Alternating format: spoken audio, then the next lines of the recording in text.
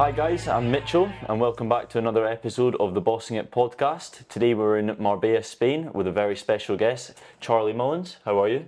I'm really good, Mitchell, thank you. Thank you for letting us in your house. I've got to say, it's a delight for you to travel over here.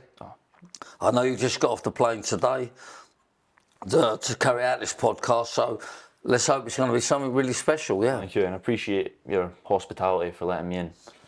So we'll get straight into it. Who is Charlie Mullins? Wow. Who is Charlie Mullins?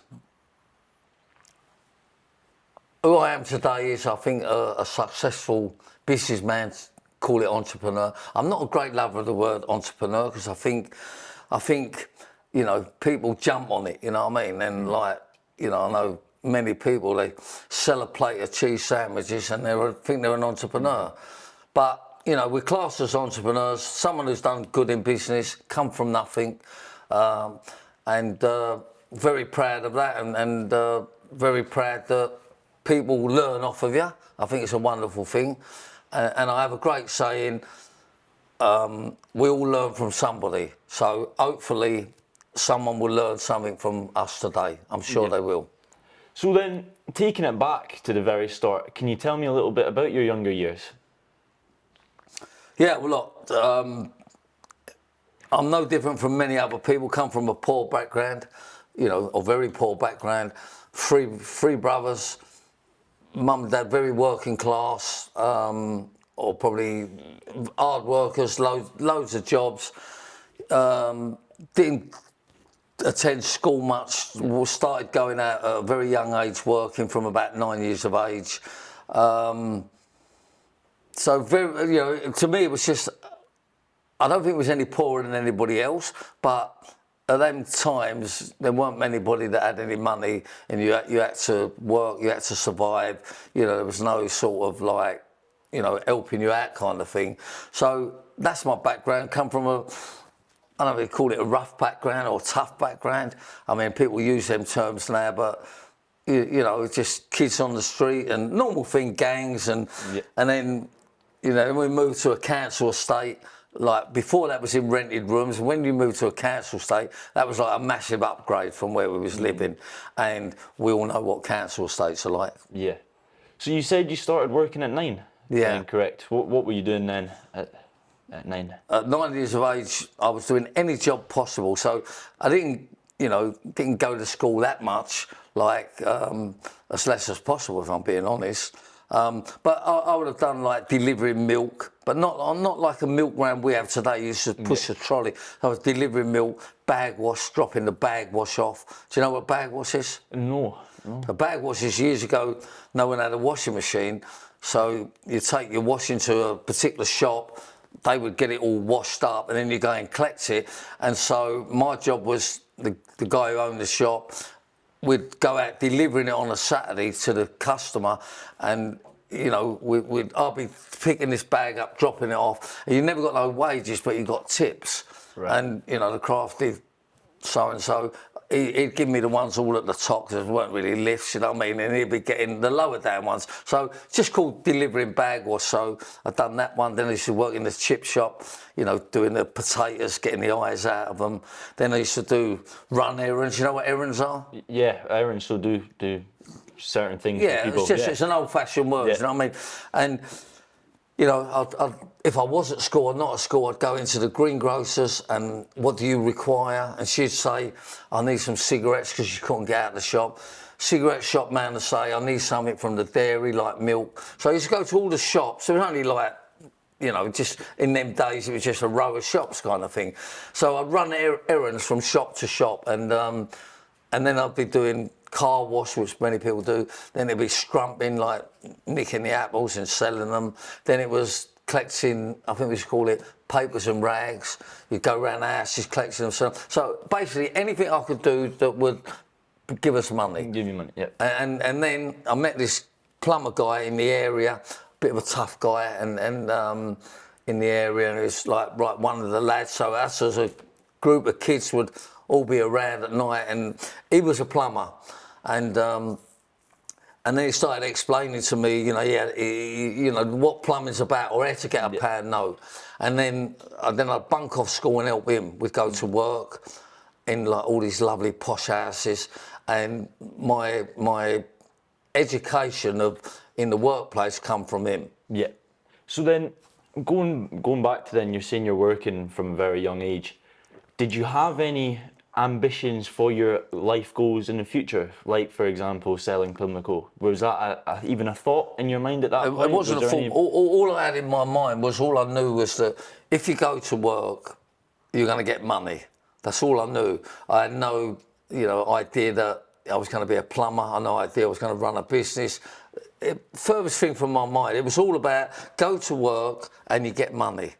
And, the fact that he was a plumber, the seeds were sown. I was about 9, and he had motorbike, car, jewellery, his own house, beautiful furniture, lovely clothes, goes on holiday. He had all these things, and like, as far as I could see, to have them things, he could only get it by going to work, and it was plumbing. And so I started working with him, and he said, look, bunk off school, and he said, you'll learn and earn more out of me than going at school for a year.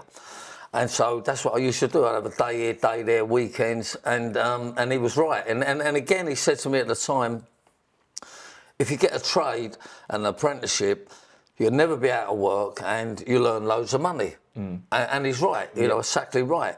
So that was the route that I took. And, I'm a great believer about the seeds are sown. And, the younger you are, the more chance that it takes it. And I used to say, well, I still say that, if he was a bank robber, I'd have been a bank robber. Right.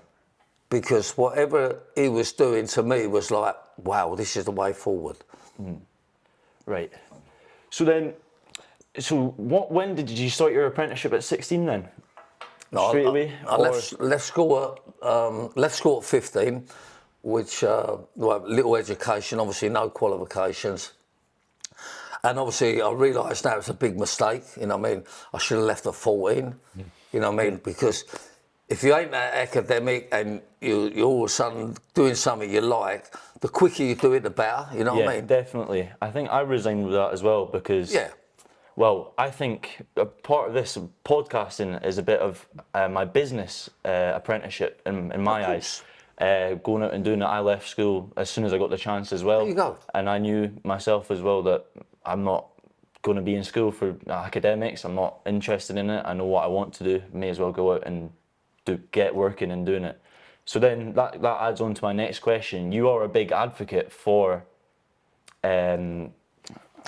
what's the word? Apprenticeships. Yeah, apprenticeships, yes. Yeah. So why is that? Why? Well, in a way, I think I've just, you've just said I've just answered the question already. But that was my opportunity. I was introduced to the workplace. I was told about if you get an apprenticeship, you're never going to be out of work, earn loads of dosh. That was it, simple as that. So I've done that, and fortunately, it's worked out very well. And so therefore, my take is to anybody, first thing my take to anybody is get a job. That's the start of going somewhere. Don't matter if you're sweeping up or if you're a bank manager, get a job. And from there you can only progress. So, that to me, the biggest incentive I can give to anybody, any youngster, is get a job. Get a job. Right, so then you've been working as a plumber for a wee while now. When did you then take the leap into Pimlico or starting a business yourself? Look, to shortcut, I've done a 4-year apprenticeship from the age of 15. And the day I finished my apprenticeship, which I don't think there's many people who have done this, is I finished with that company that day and I become self-employed. Right. And looking back, I think I was 19, 4-year apprenticeship. But the day I finished, I was already doing my own work. So as an apprentice, I started building up customers and started going forward. So I become a self-employed plumber from 19. Don't sound a big deal now, but it was then. And that's it. And then I was a self-employed plumber for a few years, I don't know, 10 years or something, and doing great. Yeah. Loads of dosh, you know, living the life you want to live, you know, and enjoying it. And then, you know, all of a sudden my mind's telling me, you know, I want more. I just want more of what I'm having. And the only way I could get more, I worked out, was to, you know, employ people, start going bigger.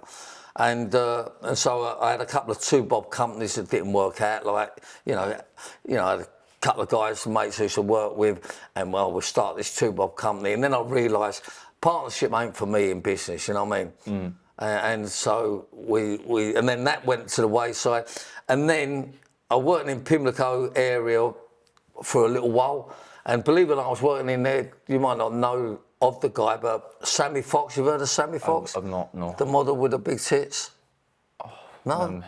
Anyhow, in the 70s, she left school at 15, she became this topless model. She's still a friend today, like, so I was working with her father, Pat Fox, unfortunately passed away now. Great carpenter, great guy. And we was working together in the Pimlico area, and he went off to help her become successful, which was worked very well. And I just carried on in the Pimlico area. So all I ever wanted to be was a plumber or a boxer at first, but that's a separate story. And then I just built up, not just built up, but started to build up the clientele, and then was offered.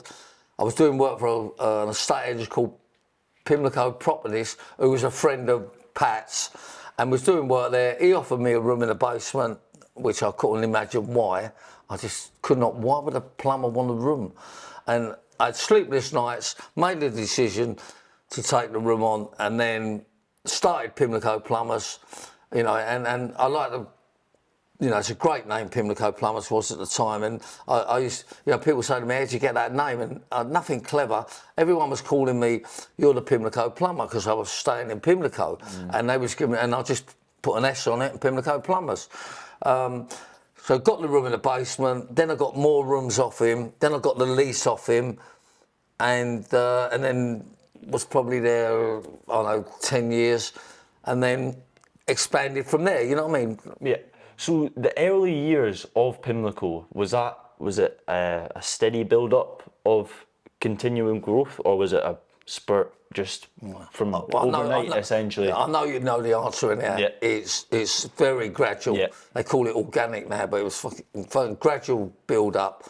You know, if you come to the front too quick, you can't stay there, you know what I mean? So a gradual build-up. It was me, I took on one guy, and then, you know, eventually, you know, you get these numbers, 5, 10, 20, let's get to 50. So it was that type of build-up. It's never gone from, you know, from this to that. It don't work like that in business. So then, as a plumber, you said, going back to it, you only knew to work to make money. You work to make money. So then, as you're growing your business and you're employing people then, when did you start backing off of the actual plumbing side of that and actually get into the more business level? Okay, well, it's a question that people ask for many times, and it's a very difficult thing. If you're hands-on, you know, to come off the tools and go in an office was like climbing a mountain, you know what I mean? But it's definitely the way to do it. So after several years of having the company, I was still doing the work, I was doing the estimating, I was doing the emergencies, I was doing the wages, you know, like jack of all trades kind of thing. And then, you know, 3-4 years down the line, I had to stop doing what I was doing and just concentrate on the office. So probably in the very early days of Pimlico, after another year or two on the tools, I came off it completely. Right. Okay. So then, how many staff did you have at that point in time then? When I come off the tools? Yeah, when you come off the tools. Probably 3 or 4, that's all. 3 or 4, right. You know, but you're trying to do everything, you know, and, you know, you pick up things very quick, like, you know, you in business now, you hear a lot of people say, oh, I do this, I do that, not enough hours in the day, and we all think we're the best at everything. Well, we ain't. We're all good at something, and then you get rid of the things that you ain't got the time to do and get someone else to do them and concentrate on building the business. I mean, a great example is, which someone pointed out to me, is if you're the captain of the ship, you can't be in the boiler room stoking the boiler. Yeah. You've either got to be up You've got to there, be or, up there. and believe me, up there is the better job. So once you learn that you can't be everywhere, and you put yourself into the position that's going to be the best. I mean, I hated it. I was like a tiger in a cage. You know what I mean? You're trying to get back out. That's right. But it's a bit that. like you don't get the captain of the ship like messing about with the boiler. You know what I mean? So once you get through that stage, then it's just about how far do you want to go. You know what I mean? So then you've obviously started this business as a single person, one person, to one of the biggest plumbing companies, or maybe the biggest in the UK. You're right, the biggest. The biggest, yeah. Independent, that is independent. Independent, yeah. So how did you do it? And just maybe a few tips for people. What are the main things that you think are the reason that happened? Yeah. Obviously a great question, and you know yourself, you're in business and there's no magic formula. There's no magic wand. I mean, there's nothing you can buy that would sort of make you successful. So, how do you do it right? So my best tip to business people, if you want to succeed, if you want to be financially better off, employ people. Right. That's the way forward. Because, I learned again, somebody needs to tell me something once and I've got it about business. And we all learn from somebody. And somebody said to me, you can only earn one man's money. You can only go at one job at a time. Don't matter how many hours in the day, you're limited on what you're going to earn. And they said, you need to employ people like you. You need more Charlie Mullinses. And that sunk in, you know what I mean? So I started employing people. And they weren't Charlie Mullinses, but, they were still good people. Good plumbers, yeah. And then, I learned that the more people you employ, the more business you can do, the more revenue. So my tip in any business is employ people. Employ people. Can I just add this though? The worst thing in business is employing people. It is employing people. Yeah. But it's also the best. So that was... It's like a double-sided sword, isn't it? If you ask me, worst thing in business, employing, then you ask me, what's the best, employing? Well, I would say, in my business experience as a newbie, in the game of business, the biggest problem we face, I face essentially, is staff. People. People are the biggest problems. Of course it is. Don't know why, don't know how, but people we do know why. We do know why. We do know why, because they're fucking pests. Yeah, because they're pests, and some people don't want to work. So, and then you've got all this employment law nonsense, and you've got people being difficult. But let's not kid anyone. There's some great people out there that are very happy to work with you. I try not to use the term work for you, but work with you. Work with you, yeah. But the worst thing is, you get all the pests and the nuisances, but there's some great people out there.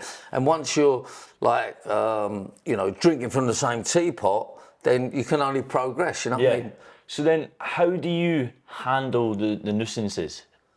Handle the what? The nuisances, so the pests, essentially. Well, you can answer that, Mr. You fuck them off. Yeah, exactly. Yeah, but there are a lot of them. Considering, I have problems daily. It's just it's all people. And that's right. But you've got to go through them people to get to the good people. Yeah, get to the good people. And as much as there's lots of pests, nuisances, piss takers, lazy people out there, there's some great working people. There's great people that don't want to be a leader, but they want to be part of a winning team. So you sieve your way through them people. Of course, there's going to be a few rows, a few sleepless nights, a few pests making accusations, but that ain't going to stop you. So do you then think that you could actually change people? Then, for example, say someone's not doing a job up to par as standard. Can you change them? Yeah, can you change them? Say, and then you give them 5% equity or something like that. Look, there's different ways of you've got to incentivise people, right? You've got to incentivise them. But if you've got someone that's ain't right, they ain't right. You know what I mean? In other words, I also learned in business, square pegs, round holes. It don't work. So if you've got a plumber and he ain't that good, and then you give him another chance, then you say, well, look, I'll put you on this. Square pegs and round holes don't go. So yes, you give people opportunity. Yes, you can change certain people, But you know, if they're not right, they're not right. You know what I mean? I'm not trying to be ruthless. I'm just saying we give someone a fair crack of the whip. You know, if someone coming in late and you tell them and then they get a bit better and they're still late, it's game over, isn't it? Yeah. You know what I mean? You can hold a gun to his head, he ain't going to change. But there's a way of encouraging people, and the best way to encourage people is DOS, incentives, nice workplace, all the bits that, to be honest, most people know what I'm saying, and it's just they want to hear it again. But if you look after people, then they're going to work better for you. Right. Okay. So you've now sold your business for over 140 million. Why now have you then got back into it again with WeFix? Okay, many reasons. Money don't last forever, you know what I mean? Don't matter how much you got, it doesn't last forever, especially if you've got a big family, you know what I mean? And I don't mean that the wrong way, I'm just saying this. So I'm not going back in for money, but I think that all the knowledge and experience I picked up running the previous company in 41 years, I don't want that to be wasted. Right. So a lot of people that work with me have picked up and they're doing very well and got their own business, and I've got quite a big family, and you know they can hold their own, and you know I just feel why waste all that like thing? Let's relook at the position. So I took 3 years out from the business, been very busy since. I'm not missing working because there ain't enough hours in the day for me already. I'm doing many things, but you know, and if I'm being honest, you know, when the other company allegedly are not doing so good, the standards have dropped, and there's a big marketplace for a top superior plumbing, heating business again. The market, there's a massive gap there, and so therefore, we've got the credentials, we've got the experience. Let's make it happen again. Yeah. So, if you correct me if I'm wrong, I have heard you say sometimes that in the UK it is hard or challenging to be successful in business in the UK. Why then have you brought WeFix straight back into the United Kingdom? Just because there's a gap in the market solely due to that? Or? Yeah, look. At that time, I'm living in the UK. All my family's in the UK. I've had a successful business in the UK. Yeah. We know the UK like the back of our hand. So that was the reason I'd done it. If I'd have known that Starmer and Labour was going to get in, then I wouldn't have done it in the UK. I would have done it in Dubai. Right. But I sold the business 3.5 years ago. We started planning the new business probably 18 months, 2 years ago, and we put that much into the planning. You know, I can't. It would be silly to waste all that money and go for another area. But there's a time limit on where we are today. If we ain't like getting in front in 12 months' time, that's sold, and we go and do it in Dubai. Yeah. So that is on the tables in Dubai and in different countries, or just Dubai? Look, settle down, or we're in Spain now, and look, whatever country you go, if there's money there, you'll make a living. Yeah. But you know, I absolutely love Dubai. My family love Dubai, and they've got that drive and enthusiasm. In other words, you know, like you're encouraged there. Do you know what I mean? You're helped there. You're like you're all drinking from the same teapot there. They've got too much negativity in many other places. Yeah, I'd say Dubai is brilliant. Well, it's thriving, isn't it? You know what I mean? Dubai's thriving, and it's filled with people that want to do stuff, get stuff done. That's it. It's encouraging. Yeah, it's encouraging, and even you see it about Spain as well. You could look outside, and even when there's sun and beautiful buildings, it just makes you feel like you want to do much better stuff. Look, you know. You know the UK's gone down massively. Yeah, massive changes. You can still be successful there. I'm not against that, but you know, I'm saying to my family, you know, give it 5 years max, and then sell it on. Being blunt as stat, right? But I also said to them, you know, a year or two from now, if it ain't going there you want, move on. And now I've closed it down again because of how bad it's got in the UK. I've said, like, you ain't going to make a new business come to the front in less than a year. So I said, let's weigh it up in 12 months' time. If you're going forward and you want to stick at it, stick at it. If you want to sell up, then go to Dubai. Go where you want, really. But you know, my advice has been to my children for many years is get out of the UK, go to Dubai, because I have to say, at the moment, Labour, you know, see what's going on, and they're going to destroy the UK. If they stay in for another 4 years, they will bring the UK so low that it's going to have to be rebuilt, you know what I mean? And it ain't a case of sticking in there fighting. I've done all that shit, like, you know, I paid my taxes. You know, if you're swimming against the tide, then, you know, change direction. Yeah. And I said to them just when we started, we opened up in 2024, October, and 3 years was up that we couldn't trade in September 2024. So we opened up in October. But if I'd have known Labour was getting in, we'd have pulled the plug on it. Right. But on saying that, I ain't going to let people like Rachel Reeves and Starmer stop me running a good business. You know what I mean? Yeah. That business will still be going when they'll be like claiming benefits. Yeah. You know what I mean? But so I ain't going to let them stop us. And, you know, look, yes, it's tougher in the UK, but, you know, if you're going to make it work, you make it work. So then you've also just said that you've recommended to your children go to Dubai. What, will we see you living in Dubai full time at some point? Or Say that again? will we see yourself living in Dubai at some point? All the time. Well, I'm there all the time. Yeah, you're there all the time. Yeah. I'm always bumping into some good business some good people, people, and from where you come from. Yeah. I'm talking, you know, I'm talking about. Yeah, exactly. Your parents are yeah. very successful in business, and you know, I've seen them out there. So yeah, look, I'm out in Dubai a lot. You know, I'm not going to say I'm going after the interview, but I'm going in a few days and have a couple of months there. And yes, I'm going to buy something out there. Yeah. Look, I love Dubai. Many people love Dubai for many reasons. My main love of Dubai is safety. Yeah. You know, and there's nothing more in front of safety. Will we fix be operating in Dubai? If I was a betting man, and I am, it will be. It will be. That's great. So moving on to philanthropy. To what? Philanthropy. What's that mean? Philanthropy. So charity work. Say that word again. Philanthropy. Never heard of that before. Huh? Philanthropy? Philanthropy. And that means charity. Yeah, like charity work. Okay, yeah. So you're big. Is that a Scottish word or just? No. Yeah, I've never heard of it. Honestly, I'm not. No. Philanthropy. We just call it charity work. Yeah. Okay. So you're big into that. So Yeah. Why? Why? Why?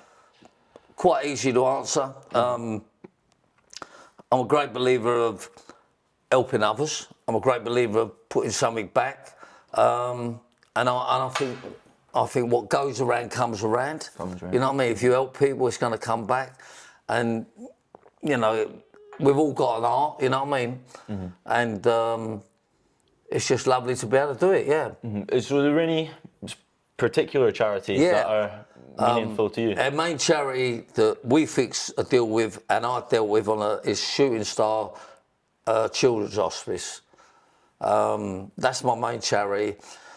I'm not with it because I'm with it because of what it says it is. You know what I mean? That's why I'm with it.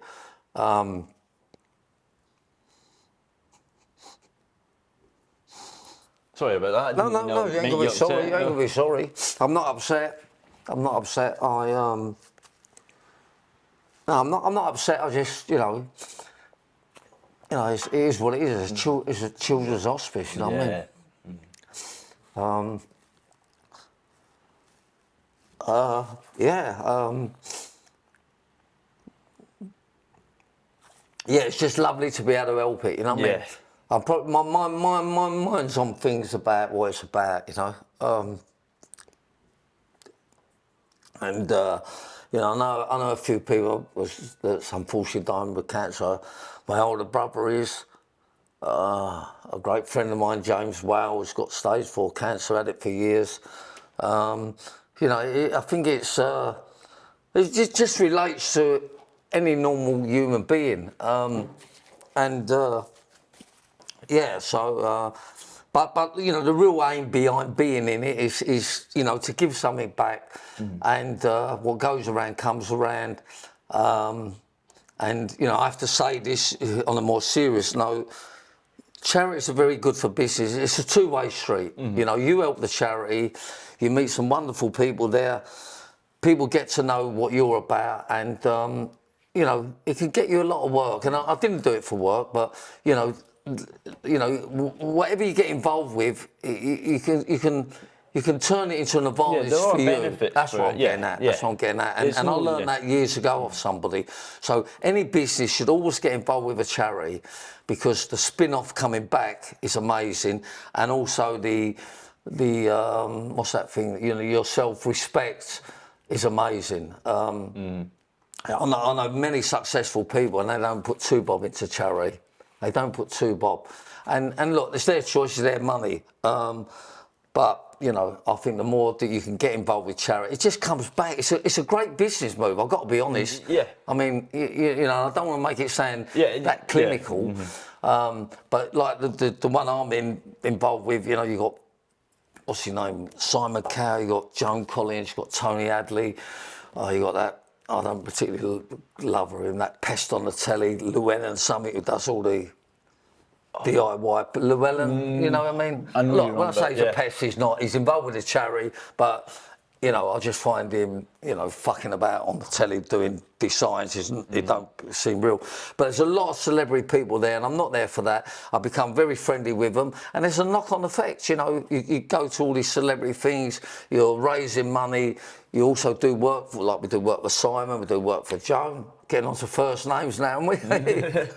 Hey, so there's a lot of advantages, but of course, if you've never had them advantages, the fact that you're helping somebody, that's it. And it don't matter to me if you put in £1 million or you're there helping the person. I mean, I think it's easier to give them money than what it is to be hands-on. So I respect the people that are hands-on in them. I've put a few quid into them, but if you've got the money to write a kite out or a cheque, it's nothing, you know what I mean? Yeah. But to actually go there and spend time working. I mean, they're the people. So, you know, and I have quite a big family. You know, I have 4 children, 1 wife, second wife, no children, third wife, no, just the 2 wives. And so I've got 11 children, 7 great-grandchildren. I know what you're thinking. I don't look old enough, but I am. But and you know, so you know, if you're a family person, and why not? And you know, we've got a lovely arrangement with Shooting Star Hospice. We got their logo on every one of their vans, and we donate from every job to it. So it's great for them. It's a great marketing tool. It's great for morale. It's just a win-win-win situation. They're proud that we've got their logo and symbols on it. I'm proud that we've got it on it. And I've done this before with previous company I was on. We were supporting different charities, different people that was unwell, and it's just the correct thing to do. Yeah. I want to go one more bit on the charity. You hear some people, that's their view, don't talk about how much you give to charity, right? Well, that's bollocks, absolute bollocks, right? Yes, you should talk about what you give and what you do for them, because you've got to encourage other people to do the same, you know what I mean? So if you've got someone there and he privately donates, and that's lovely, and you've got someone else says, well, look, I've helped them out, I've bought them a kidney machine, which, you know, I've got some other things that we've done, and it encourages other people. So this old stigma, don't talk about what you put in for charity, is absolute nonsense. Tell people that you're doing it. We're not going to say, you know, we're going to, like, you know, put it on the front page of the Daily Mail. Yeah. But, you know, it's nice to let people know that you are, well, people know anyhow about it. And as much as I've been helping charities for years, I'm not the most generous guy in the world, we're all limited, but I'm proud to say that when I sold my company, in 12 months, I put in over £1 million in charity. And yeah, I'm so proud to be able to say that. Yeah. Well, that's truly amazing. That's some and money. I've got to be honest with you. You know, I do not meet many people that can say that. Yeah. And You know, I just think that's, you know, I look back on my life and I think, bloody hell, like, you know, I can actually say that's just a particular, It you know. links back to, it makes yourself feel amazing about it, doesn't it? To me, that's success. You know what I mean? I mean, you know, I mean, I go to these charities and I see some of these people there. They're like household names, and they don't put 2 bob in. You know what I mean? As well as like, well, that's some amount of money in 1 year as well. Compared to a lot of people. That's right. And look, we've still done other things, but I remember like. Well, the accountant saying and all that, and I said, where we at? And he said, well, that's the figure. And I thought, fucking hell, that's amazing. It must feel very rewarding though as well. Like, well, I keep going back to but not just because you're giving back, but you're also in a mindset of your own for your own health. You're thinking, well, I've got 12 million that I can give to these people. Like that's possible. Yeah. Like that's amazing. Look, I'm over the moon by it, and I'm saying, you know, when I start looking back. You know, not that I don't think I'm on my way out, but it's sort of way up what you've done in your life. And I'm thinking, one of my biggest achievements is I've put in £1 million in 12 months. That's wonderful. My next biggest achievement is I've got an OBE. You know what I mean? So, to me, in comparison, like I know which one I'd rather do, and that's the charity one. But yeah, I just think that. We need to encourage people, and I learned that off of Alfie Best. You know, Alfie Best, gypsy billionaire. But I've heard of him. I mean, top guy, and you know, it's people like him you want to get on your program because you know he comes from nothing, traveller, and you know he's a billionaire, and he said to me again, he said, look, they tell you don't mention how much you give in charity. He said, that's bollocks. Of course you mention it. You know, it's not like Charlie Big Potatoes. It's about like, you know, go to work, be successful, and help people out. If you can't help them out with money, help them out with your time. And I say, you know, I find it easier to put money in than be hands-on. I've done a little bit of hands-on, but, you know, that's hard, you know what I mean?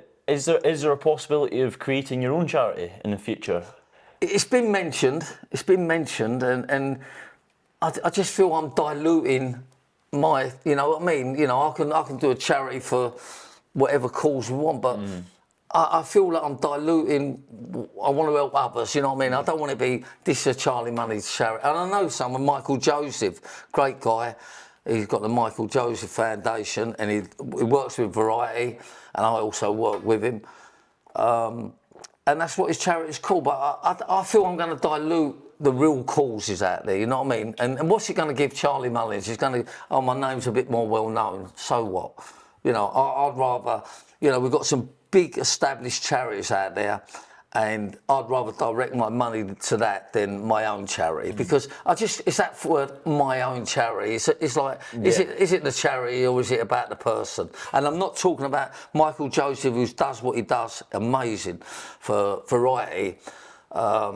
You know, but it just. But you see yourself contributing already, and well, I mean, you know, I'm just going to add this meeting up with Michael. He's Michael Joseph. He's MBE, comes out of Manchester, had a tough background, and it's not. You know, hopefully you'll interview him, but it's not my story to tell you, but he will.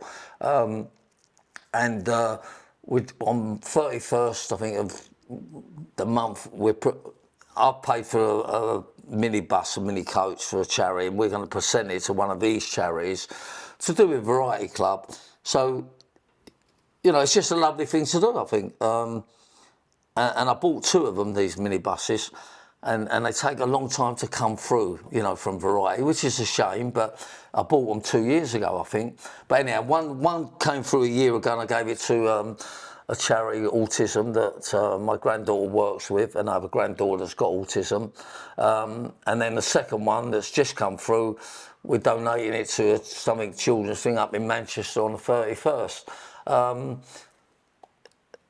Yeah, it's just amazing thing to do, you know what I mean? Yeah, lovely. So, yeah. Definitely.